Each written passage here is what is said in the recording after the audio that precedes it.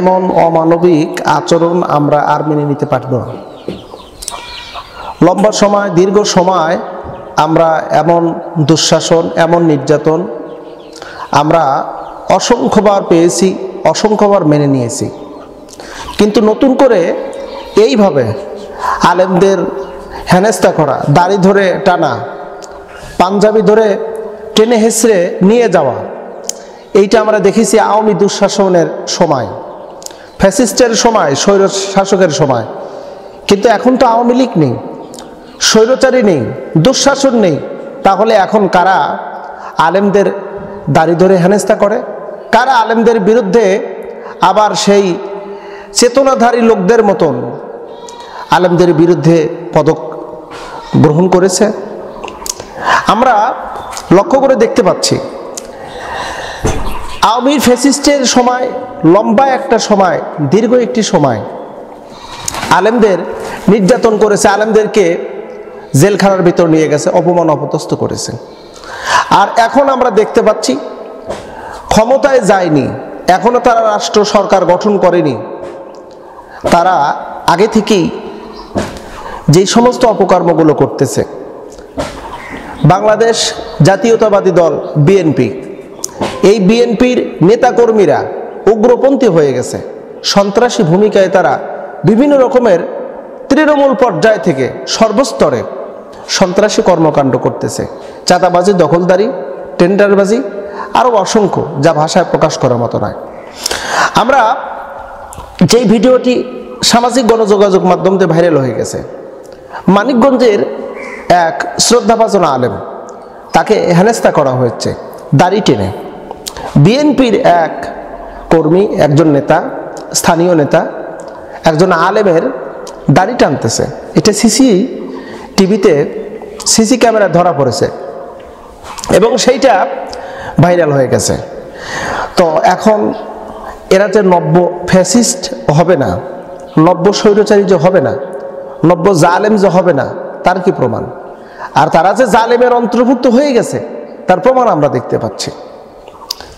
একজন আলেমের মুখের দাড়িটা না, এটা কি চারটাখানি বিষয়? মোটেও না। অনেক বড় ভুল, মারাত্মক একটা ভুল।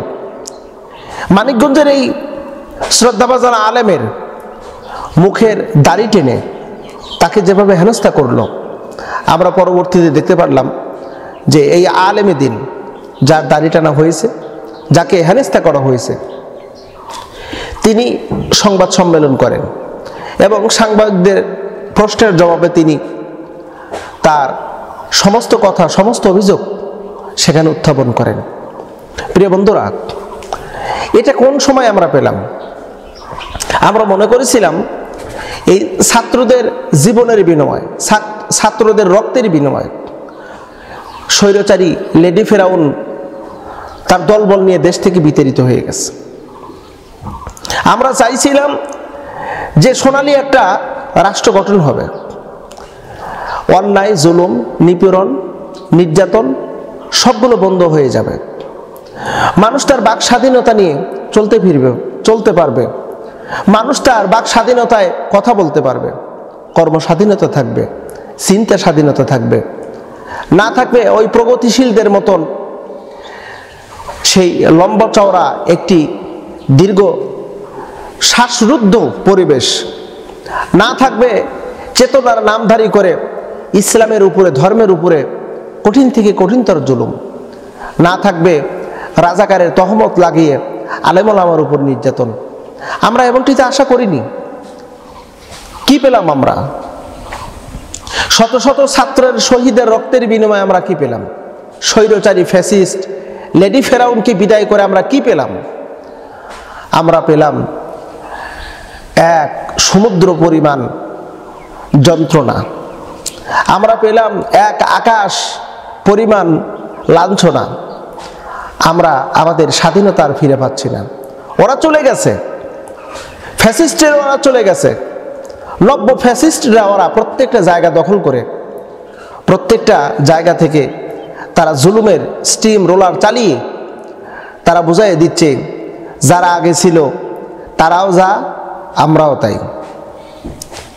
আমরা এইটি আর মেনে নিতে পারতেছি না, আমরা মানতে চাই না।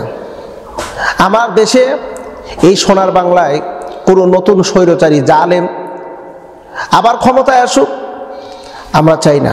আমরা চাই ন্যায় ইনসাফ, একজন দেশের প্রকৃত দেশপ্রেমিক, যে দেশটাকে বুক দিয়ে আগলে রাখবে। মা যেমন তার সন্তানকে বুকের সাথে আগলে রাখে, এমনভাবে দেশটাকে আগলে রাখবে। তার দ্বারা না পাবে কোনো জুলুম, শোষণ, নির্যাতন, না থাকবে কোনো দুর্নীতি, চুরি, ডাকাতি। দেশটা হবে একটি জান্নাতের একটি টুকরা। আমরা ওই সমস্ত জালিমদেরকে সাপোর্ট করব না, যে সমস্ত জালিম ক্ষমতার পাওয়ার পূর্বেই তারা যেমন আচরণ শুরু করছে। তাদের হাতে আমরা এই ক্ষমতার চাবি তুলে দেব না, দেশকে তাদের হাতে তুলে দেব না। আমরা চাই প্রকৃত দেশপ্রেমিকই আমার দেশের সরকার হোক, তারাই দেশটা হাতে তুলে নিক। এটাই হলো আমাদের কামনা।